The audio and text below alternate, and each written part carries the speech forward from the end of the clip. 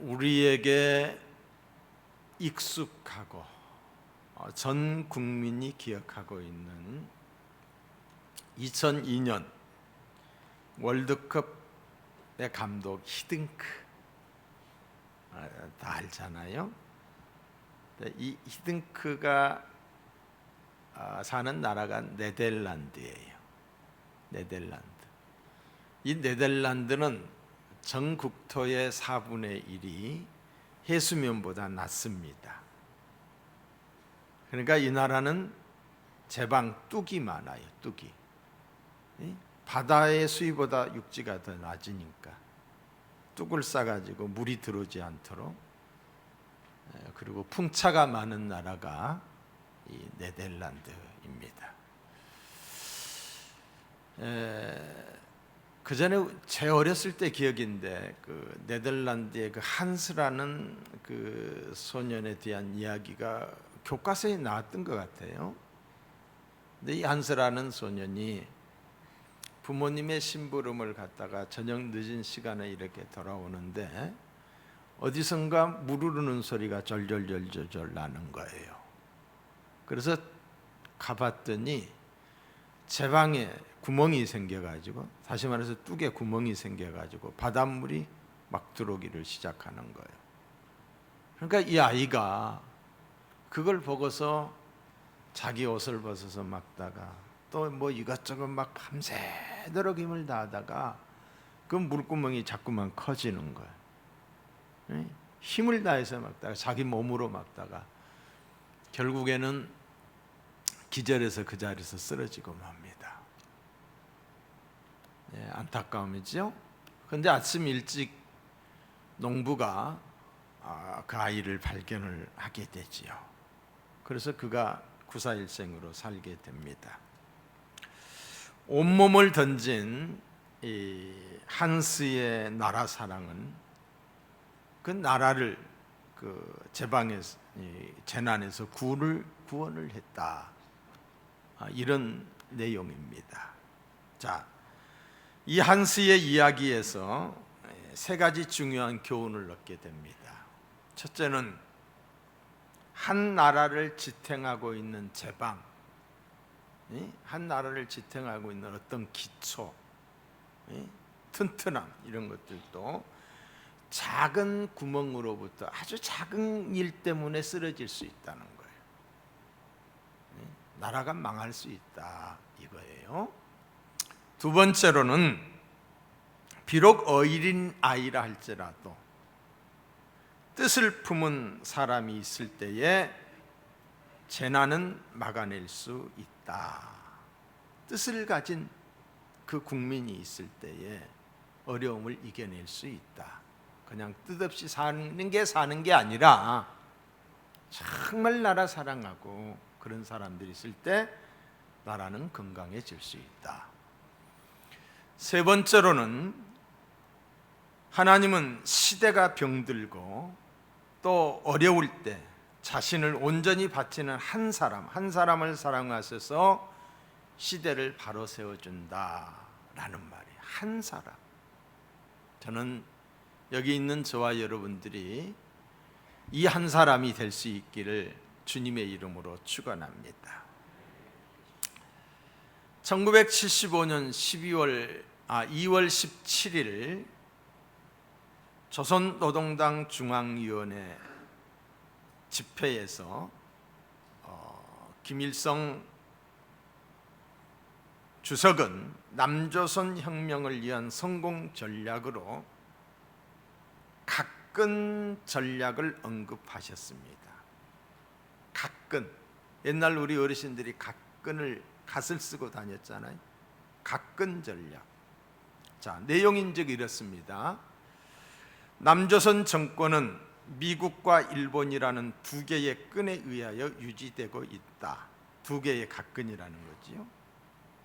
사람의 머리에 쓰는 갓이 두 개의 끈에서 하나만 끊어져도 머리에서 날아가 버리듯이 남조선 정권은 미국이라는 끈과 미국 자유민주주의, 자유시장 경제, 한미동맹이죠. 미국이라는 끈과 일본이라는 끈, 자유민주주의, 자유시장 경제 체제를 치고 있는 일본이라는 끈 중 어느 하나만 갈라져 버려도, 잘라져 버려면 무너지고 만다라고 강조를 했습니다.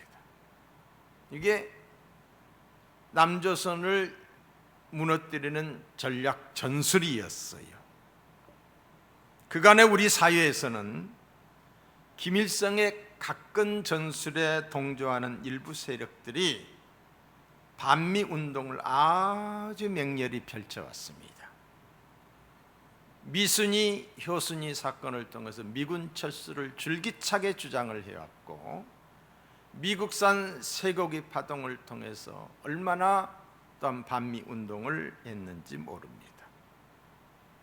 지금은 반일 운동이 극에 달하고 있지요. 반일. 그동안 김일성 3대 세습이 공들여왔던 각근 전략대로 되어가는 모습을 보면서 기도하는 사람으로서 크게 염려하지 않을 수 없습니다. 김구 선생께서 친일에 대하여 남긴 글이 있습니다. 어느 날 한 기자가 김구 선생에게 이렇게 물었습니다. 선생님, 친일 분자 처벌에 대하여 어떻게 생각하십니까? 라고 물었어요. 이 질문에 대해서 선생께서는 다음과 같이 답변을 하셨답니다. 민족에 대하여 배반한 자들은 마땅한 벌을 받아야 하겠지만 친일하는 것은 좋은 일이 아니겠소. 친일하는 것은 좋은 일이 아니겠소. 이웃나라와 가깝게 친하게 지내야지 싸우기만 하면 어떻게 되겠소. 이웃나라와는 사이좋게 지내야 되지요. 이게 독립운동을 하셨던 백범 김구 선생의 말입니다. 여러분, 역사학에서 많이 인용되고 있는 말이 있습니다. 격언이지요. 과거의 메인 국가는 미래가 열리지 않는다. 과거의 메인 국가는 미래가 없다라는 말이지요. 과거를 말하자라고 한다면은 미국과 일본과의 관계는 어떠한가? 제2차 세계대전 때에 서로 죽고 죽이는 엄청난 희생을 냈던 진주만을 갑자기 폭격함으로 인해서 일본이 건든 거지요. 수천 명의 젊은이들이 죽었어요. 또한 미국이 히로시마에 원폭을 터뜨림으로 해서 순식간에, 그냥 순간에 10만 명 이상이 없어져 버렸어요. 엄청난 사람이 죽었다 이 말이에요.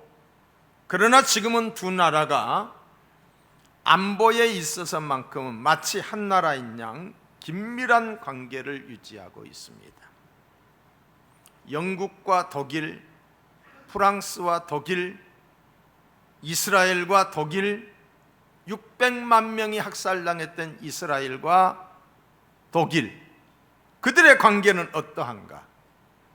그들의 관계는 모두가 과거의 상처를 입고 상처를 싸매고 사이좋게 살아가고 있습니다. 특별히 이스라엘 같은 경우는 잊지는 말자, 용서는 하되 잊지는 말자.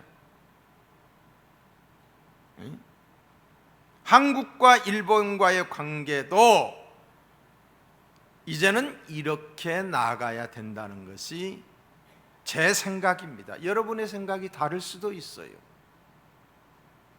그것이 우리 국가의 유익이기 때문에, 이익이 되기 때문에 감정적으로 접근해서는 안 된다. 이성적으로, 전략적으로 접근해야지 감성적으로 접근하면 손해보는 것은 우리다. 친일이든 반일이든 자신의 신념에 따라 정할 것이지만은 마음에 새겨야 될 두 가지가 있습니다. 잊지 말아야 할 것이 있어요. 첫째는 국가 유익이에요. 국가의 이익이, 이것이 국가의 이익이 되는가? 또 하나는 백성들의 행복과 안전이에요. 안전. 이제 우리는 친일과 반일을 넘어서 그 길로 나아가야 합니다. 일본 사람들이 우리보다 앞선 것은 우리가 배워야 돼요. 그래야만이 일본을 넘어설 수가 있는 거예요. 일본을 이길 수가 있는 거예요. 그것을 그 길이라고 말하는 거예요. 여러분, 김진홍 목사님의 책을 보니까 그런 글이 있어요. 어렸을 때 일본에서 살다 왔다고 그래요. 그러니까 8.15 해방과 더불어서 부모님들이 일본에서 살다가 왔는데, 와가지고 어머니가 항상 귀에 못이 박히도록 한 이야기가 있대요. 그게 뭐냐면 일본을 배워야 된다. 일본을 배워야 우리가 이길 수가 있다. 그러면서 뭘 배워야 되느냐? 첫째, 일본 국민의 정직성을 배워야 된다. 정직성. 둘째, 일본 국민이 책을 그렇게 많이 보는 독서하는 것을 배워야 된다. 일본 사람들은 책을 손에서 떨어지질 않는데요. 그래서 그 글에 보니까 어머님의 그 가르침이 있었기 때문에 자기는 책을 손에서 떨어뜨리면 불안하대요. 어렸을 때 받은 그 교육이. 또 한 가지는 남에게 피해를 줘서는 절대로 안 된다. 일본 사람들은 남에게 피해 주는 것을 그렇게, 피해 주는 사람을 그렇게 또한 싫어하고 남을 간섭하지 않고 피해를 받으려고도 않고 주지도 않는다라는 그런 거예요. 예? 여러분, 포항제철의 철강, 전무한 상태에서 포항제철을 시작할 때 일본에서 배워서, 일본에서 여러 가지 그 기초를 이렇게 주어서 시작한 게 포항제철이에요. 그런데 이 포항제철이 일본을 이긴 거예요. 이게 그 길이에요. 전자, 삼성전자, 소니, 일본에서 기술을 어느 정도 배우다가 일본을 이긴 거예요. 누구도 부인할 수 없는 사실이에요.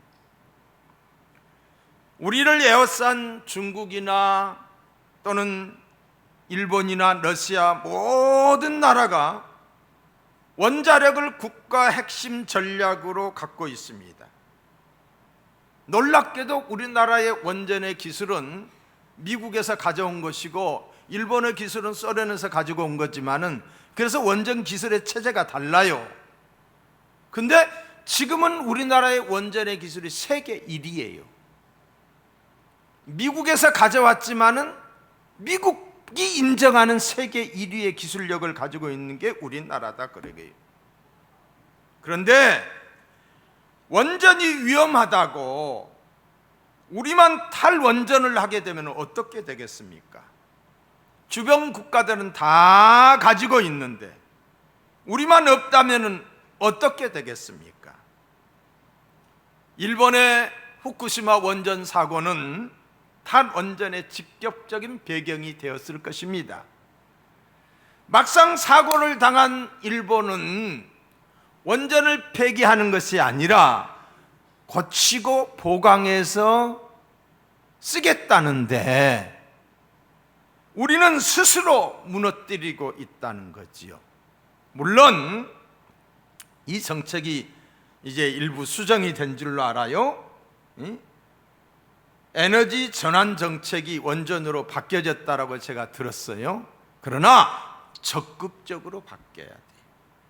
적극적으로 장려하고 원전의 기술자들을 더 이제 회복시키고 그래야 되겠지요.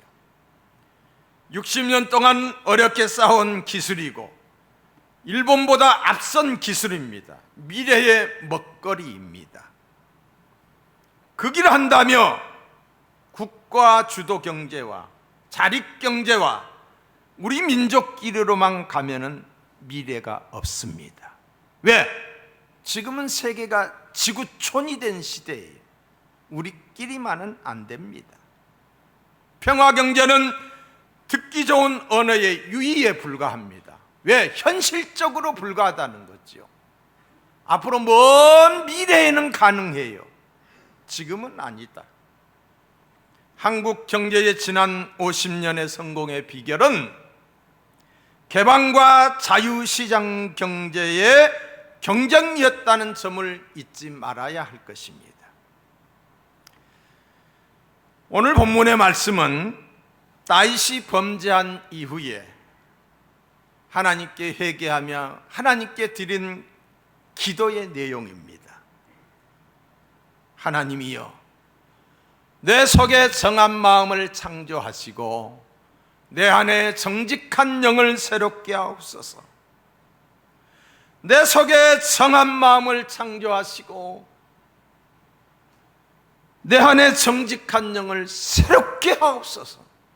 하나님께 드린 기도의 내용이에요. 저는 정직운동을 하는 사람으로 우리나라가 정직한 나라, 정직한 국민이 되기를 새벽마다 저는 기도하고 있습니다. 정직의 반대 개념은 거짓말이에요. 거짓은 사탄의 무기로, 가장 오래된 사탄의 무기이면서도 가장 고성능 무기가 이 거짓말입니다. 최초의 인간 아담을 넘어뜨린 무기가 무엇입니까? 거짓말이에요. 거짓말. 창세기 3장에 보시면은 뱀이 여자에게 이르되, 뱀이 뭐예요? 사탄이지요. 너희가 결코 죽지 아니하리라. 정령 죽으리라고 했는데 결코 안 죽는다는 게 사탄의 거짓말이에요. 그러면서 사탄이 그럴듯하게 말을 합니다. 너희가 그것을 먹는 날에는 너희 눈이 밝아져서 하나님과 같이 되어 선악을 알 줄을 하나님이 아심이라. 사탄의 존재 목적은 죽이는 거예요. 죽이고 멸망시키는 거예요. 사탄은 거짓으로 개인도 죽이고 거짓말을 해서 국가도 죽입니다. 인류 역사에서 사탄은 거짓으로 하나님을 불신케 하였으며 수많은 사람들을 죽였어요. 거짓말로. 그 대표적인 것이 바로 이 진화론과 공산주의 사상이에요. 진화론을 통해서 성경에 기록되어 있는 하나님이 천지 만물을 창조했다는 것을 부정케 함으로 하나님을 불신케 한 거예요. 진화가 됐다. 여러분, 만약에 이 진화론이 정설이라고 한다면은 지금 세계 인구가 70억이 넘습니다. 이 70억 중에 진화의 발전 과정에 있는 사람이 한 사람이라도 있어야 될 거 아니에요. 없어요. 예? 닭은 닭처럼 만들었고 오리는 오리처럼 만들었고 개는 개처럼 만들었고 늑대는 늑대처럼 만드는 거지 개가 늑대로 진화된 게 아니라는 거예요. 하나님이 창조하셨어요. 성경을 부인케 하고 교회를 떠나게 한 게 바로 이 진화론이에요. 또 하나는 막시즘이 유물사관, 계급투종을 통해서 유토피아를 이룰 수 있다는 주장, 이게 바로 공산주의잖아요. 이게 사탄이에요. 얼마나 그럴듯한 사상인지 몰라요. 서로 계급이 없고 서로 잘 사는 세계, 그런 세계를 만들기 위해서 수단과 방법을 가리지 아니하고 수많은 사람들을 죽음으로 몰아갔던 게 바로 이 공산주의. 모태통에 의해서, 스탈린에 의해서, 한국전쟁과 월남 전쟁과 이런 모든 전쟁들은 이념 전쟁으로, 공산주의 사상 때문에 일어난 전쟁들이 수억 명이 죽은 거예요. 이런 공산주의가, 이 사상, 사탄의 사상인 이 공산주의가 끝이 났습니까?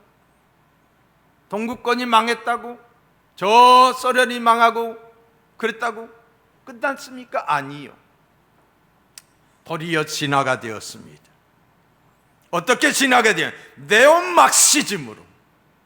네오막시즘, 성정치, 성평등, 유물사관을 통해서 행복을 추구할 수 있다고 했는데, 이제는 성을 통해서 성정치, 성평등, 비시정치, 감성팔이, 그리고 용어의 모함, 가짜 평화, 가짜 인권, 페미니즘, 이런 것들이 다 진화된 네오막시즘의 사상들이. 사랑하는 성도 여러분, 불행하게도 우리나라와 우리 사회는 거짓이 만연하여 있습니다. 불행하게도 총체적입니다. 정치, 경제, 사회, 교육, 안보, 그리고 언론, 종교에 이르기까지 말입니다. 거짓과 불의가 얽히고 설킨 나무의 뿌리처럼 뿌리 깊게 존재하고 있습니다. 내로남불, 적반하장, 안하무익, 후한무치, 거짓, 억지 쓰면 돼요. 그냥 밀어붙이면 돼요. 만연합니다. 옳고 그름이 없습니다. 국익이 없습니다. 하나님의 영광도 없습니다. 내가 속한 집단의 유불리에 따라서, 내 이익에 따라서 동조하고 침묵하고 거짓으로 일관하고 있습니다. 거룩해져야 될 교회마저도 마찬가지. 하나님이 없습니다. 하나님의 영광을 헤아리지 않습니다. 수단과 방법을 가리지 않습니다. 20년 만에 선교지에서 돌아온 선교사님의 말씀입니다. 한국 사회와 한국 교회를 바라보면서 다 좋다, 경제도 발전했다, 교회도 부흥됐다. 그런데 다 좋은데 국민들이 너무 이기적이다, 교인들이 너무 이중적이다, 자기밖에 모르는 국민, 너무 이중적이다. 같이 사는 사람들은 잘 못 보는데 다른 데서 와서 보는 사람들은 그게 보인다는 거예요. 응? 우리나라는 거짓이 권력을 가지고 산을 이루고 있습니다. 거짓이 산을 이루고 있어요. 태블릿 PC에 대한 진실 반드시 드러날 겁니다. 드리킹 댓글 사건에 대한 8,800만 건에 대한 진실, 이 또한 드러나겠지요. 원전에 대한 진실, 동성애에 대한 진실, 거짓이 진실인 양, 역사 왜곡에 대한 진실, 거짓이 산을 이루고 있어요. 이래서는 안 되는데. 얼마 전 우리 경제 기초가 튼튼하다라고 어느 분이 말을 했어요. 맞는 말인가요? 가짜입니다. 튼튼하지 않습니다. 정보 조작입니다. 허위 보도, 조작 보도, 악의적인 보도, 특정한 목적을 가지고, 이거야말로 공공의 적입니다. 거짓 때문에 안 되지. 사기 위증 무고가 넘치는 나라에 한국의 무고 범죄율은 2014년 인구 대비 일본의 4,151배이고, 뭐가? 무고죄가. 위증죄는 671배로 나타. 이게 경찰청 통계예요. 제가 뽑은 게 아니에요. 경찰청에서 뽑아놓은 거예요. 한국 사람들은 거짓말에 능하고 관대합니다. 거짓말이 일상화가 되어서 수치심이나 죄의식도 없습니다. 우리 사회에서는 정직하면 손해본다. 정직은 바베어들의 나 하는 말이다. 정직은 무능한 자들의 자기 합리화다라는 사고가 만연해 있습니다. 정직한 국민, 정직한 정부, 정직한 사회가 돼야 돼요. 정직하게 사는 사람들이 인정받는 사회가 돼야 돼요. 거짓된 사회, 거짓이 통하는 나라, 장래가 없습니다. 스스로 무너집니다. 이대로 가다가는 우리나라 앞이 보이지를 않아요. 이대로 가다가는 앞이 보이지를 않아요. 불신하다 보니 불안하고, 불안하다 보니 평안하지 않아요. 엄청난 사회적 비용이 지출될 거예요. 서로 정직하면 그런 비용 지출 안 해도 되는데, 국가 경쟁력은 떨어지고 아무리 물질적으로 잘 산다 할지라도 정직하지 않으면 선진국이 될 수가 없는 거예요. 사랑하는 성도 여러분, 오늘 우리의 삶은 어떻습니까? 우리는 하나님 앞에 정직하고 내 자신과 이웃에게 정직한 삶을 살아가고 있습니까? 우리의 삶이 이중적이지는 않습니까? 나부터 정직해야 된다는 거예요. 힘들지만은, 어렵지만은 정직하려고 노력을 해야 돼요. 틀린 것은 틀렸다라고 말하는 것이 정직운동이요, 바르게 사는 것이 정직운동이에요. 이 운동이 일어나야 합니다. 정직운동은 살기 위한 운동이에요.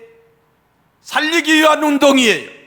새마을운동이 잘 살기 위한 운동이었다라고 한다면 이 운동은 바르게 살기 운동이에요. 그런데 정직하면 부담이 돼요.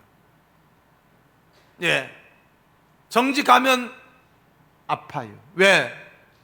남의 일이 아니고 내 일이기 때문에. 네가 정직하게 살아야 되는데 그렇게 못 사는 내 모습을 보면서 부담이 돼요. 때로는 많이 아파요. 정직하지 못한 것이 내게서 올라오니까 아파요. 부담이 되고 아프다고 놔두면 나도 죽고 너도 죽고 교회도 죽고 나라도 죽습니다. 살리는 운동, 이 정직운동이 확산돼야 돼요. 국민운동으로 확산이 돼야 돼요. 이제 제가 총회장이 되면은 우리 총회에 한시적이지만은 제가 하는 동안에 정직운동본부를 신설을 하려고 그래요. 부서를, 특별위원회를 신설해서 듣든지 안 듣든지 정직하자라고 외쳐야죠. 이건 캠페인이에요, 캠페인.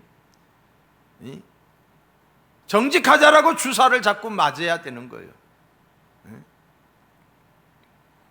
예수를 믿어도 입에 거짓말을 달고 사는 사람들이 있습니다.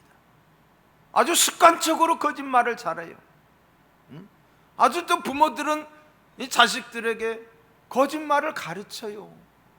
은연중에 가르쳐요. 워낙 거짓말이 자연스러운 사회가 되어 있기 때문에. 거짓이 얼마나 악하고 무서운 것인가를 모르기 때문이에요. 예수님은 진리이시고 진실하신 분이셨어요. 그래서 예수님이 말씀하실 때 보시면은 진실로 진실로 내게 이르노니, 우리 주님은 진실하셨어요. 종교계에게 새벽별이라고 부르는 얀 후스, 저거 체코에 가면 체코 광장에 있는 거예요. 화형 선고를 당했어요. 종교 개혁을 하다가 화형을 당하기 직전에 그가 마지막으로 남은 말이 진실을 사랑하고 진실을 말하고 진실을 행하라, 이 말을 남기고 죽었어요. 한마디로 말하면 정직하게 살라는 것이지요. 민족의 지도자 토산 안창호 선생은 항상 정직을 강조하셨습니다. 우리 결의가 일본의 지배를 받게 된 것은 거짓을 일삼아 정직하지 못한 탓이라고 탄식을 했습니다. 그래서 선생은 평소에 입버릇처럼 죽더라도 거짓이 없어라, 꿈에라도 거짓말을 하지 말라고 했던 거예요. 누가? 민족의 지도자 토산 안창호 장로님께서 그렇게 말씀을 하셨어요. 선생께서 미국 유학을 떠난 나이가 25살이었다라고 그래요.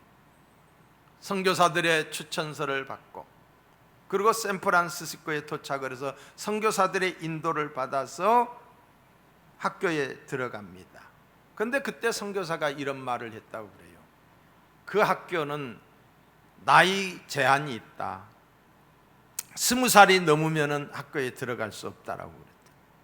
그러니까 선교사가 하는 말이, 물어보면은 아무 말씀도 하지 마시고 가만히 계세요, 그랬다는 거예요. 아닌 게 아니라 그걸 물어보는 거예요.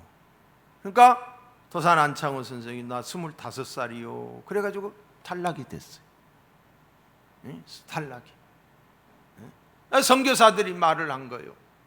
아니 왜 그때 거짓말은 안 해도 가만히 있으라고 했잖아요. 이 서양 사람들은 동양 사람들을 얼굴 보면서 나이 기준을 모른대요. 우리가 미국 사람들 나이 기준 잘 모르듯이. 그러니까 가만히 있으라고. 근데 토산 안창호 선생이 하는 말이, 나는 그리찬입니다. 그리찬은 거짓말을 하지 않습니다. 또한 나는 코리안, 대한민국 사람입니다. 내가 미국에 온 것은 서구의 교육 정책과 교육 제도를 배워서 내 조국 고국으로 돌아와 바른 교육으로 나라를 세우고자 함인데 어찌 거짓말로 학교에 들어가겠습니까? 나에게는 거짓말하여 학교에 들어가는 일보다 정직하게 사는 일이 더 중요합니다 라는 선생의 드높은 기상에 감동을 받은 그 학교장이 학칙을 변경해서 입학을 시켰다네. 하나님이 하신 일이. 예수님은 말씀하셨습니다. 누구에게 말을 했느냐? 거짓말을 하는 유대인들에게 이렇게 말을 했어요. 요한복음 8장 44절에 보시면 너희는 너희 아비 마귀에게서 났으니, 너희 아비 마귀에게서 났으니, 거짓말하는 그들에게 너희 아비의 욕심대로 너희도 행하고자 하느니라. 마귀의 새끼라는 거예요. 그는 처음부터 살인한 자요 진리가 그 속에 없으므로 진리에 서지 못하고 거짓을 말할 때마다 제 것으로 말하나니 이는 그가 거짓말쟁이요 거짓의 아비가 되었습니다. 마귀는 그 속에 진리가 없으므로 진리에 설 수 없습니다. 마귀는 거짓말쟁이요 거짓의 아비입니다. 그러기에 우리가 정직하지 못하고 거짓말을 하고 거짓을 행한다면 하나님의 자녀인 우리가 마귀의 자녀처럼 산다는 거예요. 거짓말하지 맙시다. 정직하게 사십시다. 우리 하나님은 정직한 자를 기뻐하십니다. 잠언서 15장 8절에 보시면 악인의 제사는 여호와께서 미워하셔도 정직한 자의 기도는 그가 기뻐하시느니라. 우리 하나님은 정직한 자에게 지혜와 복을 주시고 지켜주십니다. 잠언서 2장 7절에 보시면 그는 정직한 자를 위하여 완전한 지혜를 예비하시며 행실이 온전한 자에게 방패가 되어주시나니. 하나님이 지켜주신다는 거예요. 거짓으로 피해가려고 하지 마시고 정직하면 하나님이 지켜주시는 줄로 믿습니다. 시편 84편 11절에도 보시면 정직하게 행하는 자에게 좋은 것을 아끼지 아니하심이라. 뭘 아끼지 않는다고요? 좋은 것을 아끼지 않는다. 한번 따라 합시다. 좋은 것을 아끼지 않는다. 구하는 자에게 좋은 것을 주시지 않겠느냐라고 했는데, 정직한 자의 간구하면은 하나님께서 좋은 것으로 주시는 줄로 믿습니다. 욥기서 8장 6절 7절에 보시면은 청결하고 정직하면 반드시 하나님께서 돌아보시고 내 의로운 처소를 내 집으로 평안하게 하실 것이라. 내 시작은 미약하였으나 내 나중은 창대하리라 라고 하셨어요. 시편 112편 4절에도 보시면은 정직한 자들에게는 흑암 중에 빛이 일어나나니 그는 자비롭고 긍휼이 많으며 의로운 이로다 라고 하였어요. 세상이 캄캄하고 앞이 안 보여도 정직한 자들에게는 흑암 중에도 빛이 일어나게 하셔서 앞을 보고 길을 보게 하신다는 거예요. 할렐루야. 하나님이 우리 편이 되어주셔요. 이런 고사성어가 있어요. 소탐대실이라고. 작은 것을 얻으려다가 큰 것을 잃어버렸다는 뜻이에요. 욕심 때문에 정직을 잃어버리는 것, 이게 소탐대실이에요. 정직이 얼마나 중요한 건데 큰 것을 잃어버리는 어리석은 자가 돼서는 아니 될 줄. 내 개인의 이익을 위해서 공동체가 죽는 거예요. 내 단체의 어떤 이 득세함을 위해서 나라가 죽는 거예요. 이런 어리석은 삶을 살아서는 안 된다 이 말이에요. 바르게 사셔야죠. 바르게. 여러분 아픕니까? 저도 이 설교를 준비하면서 아파요. 정직하면 손해 많이 봐야 돼요. 때로는 죽기까지도 해야 돼요. 근데 이 말씀이 누가 하시는 말씀이에요? 하나님이 우리에게 하시는 말씀이에요. 정직하게 살려고 노력하십시다. 자라는 아이들에게 정직을 어려서부터 가르쳐야 돼요. 가르치지 않으면 안 돼요. 요즘 학교 교육이 어때요? 경쟁만 시켜요. 자기 권리만 찾게 해요. 다른 사람 배려하지 않아요. 권리만 주장하게 의무는 없어요. 더불어 사는 게 아니라 개인주의가 판치게 하는 거예요. 선생도 어떻게 할 수가 없는 교육이에요.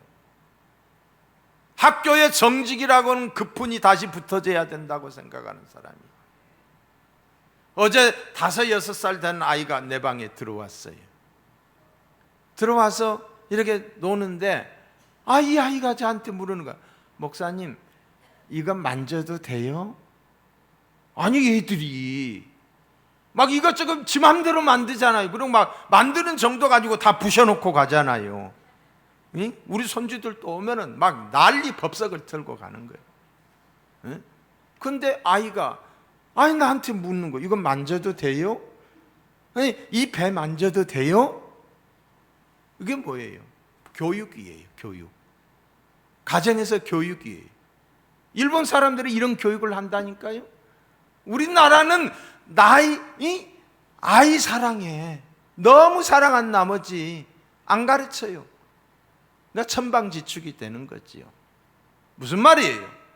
정직을 학교에서부터 가르쳐야 된다는 거예요. 가만 놔두면 사람 안 돼요.